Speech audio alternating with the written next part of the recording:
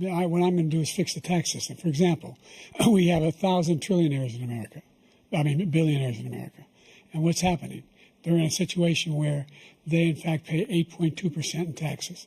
If they just paid 24%, 25%, either one of those numbers, they'd raise $500 billion, I should say, in a 10-year period.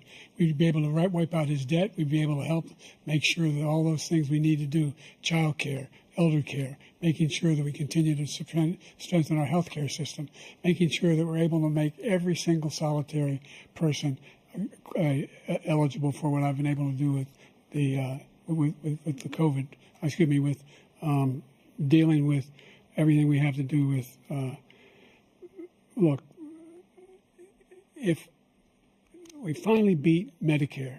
Thank you, President Biden. Just going back to Ukraine for 1 second.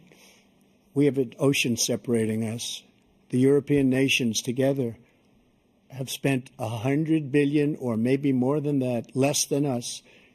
Why doesn't he call them and say, you got to put up your money like I did with NATO? As far as Israel and Hamas, Israel's the one that wants to go. He said the only one that wants to keep going is Hamas. Actually, Israel is the one, and you should let him go and let him finish the job. He doesn't want to do it. He's become like a Palestinian, but they don't like him because he's a very bad Palestinian. He's a weak one. President Biden, you have a minute. I've never heard so much foolishness. This is a guy who wants to get out of NATO. Are you going to stay in NATO? He's going to pull out of NATO. The idea that we have, our strength lies in our alliances as well. It may be a big ocean, but we're ever able to avoid a war in Europe, a major war in Europe? What happens if, in fact, you have Putin continue to go into NATO? We have an Article 5 agreement. Attack on one is attack on all. You want to start the nuclear war he keeps talking about, go ahead. Let Putin go in and control Ukraine and then move on to Poland and other places. See what happens then. He has no idea what the hell he's talking about. After a jury convicted you of 34 felonies last month, you said if reelected, you would, quote, have every right to go after, unquote, your political opponents. You just talked about members of the Select Committee on January 6th going to jail.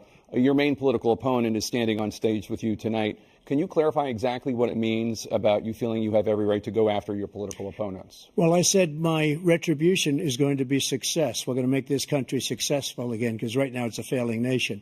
My retribution is going to be success. But when he talks about a convicted felon, his son is a convicted felon at a very high level. His son is convicted, going to be convicted probably numerous other times. Should have been convicted before, but his Justice Department let the statute of limitations lapse on the most important things. But he could be a convicted felon as soon as he gets out of office. Joe could be a convicted felon with all of the things that he's done. He's done horrible things. The idea that I did anything wrong relative to what you're talking about is outrageous. It's simply a lie, number one.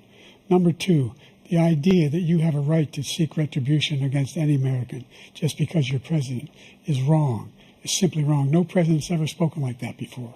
No president in our history has spoken like that before.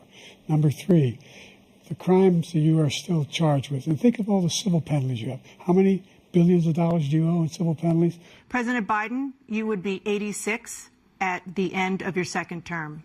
How do you address concerns about your capability to handle the toughest job in the world well into your 80s?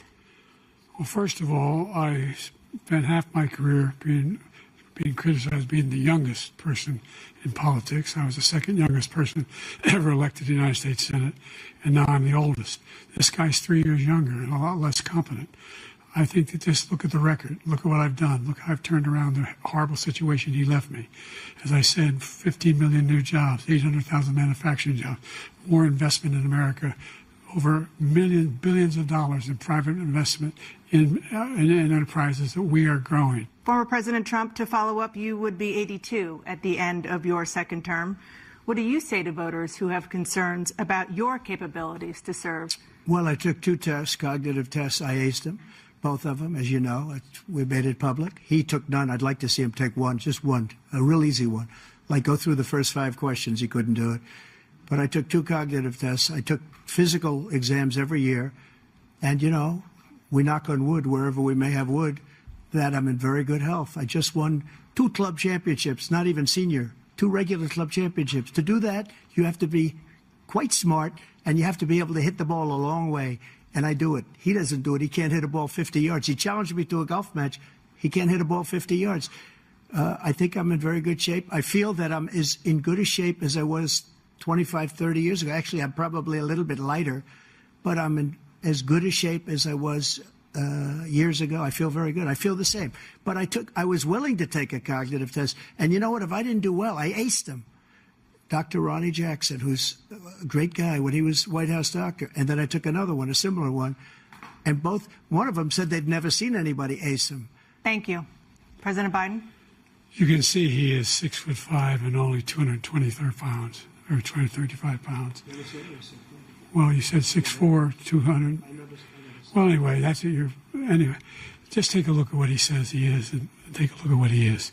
Look, I'd be happy to have a driving contest with him. I got my handicap, which when I was vice president, down to a 6. But by the way, I told you before, I'm happy to play golf if you carry your own bag. Think you can do it? That's the biggest lie. He's a 6 handicap of all. I was an 8 handicap. Yeah. 8. Never. But I have, you know how many? I've seen you swing. I know you swing.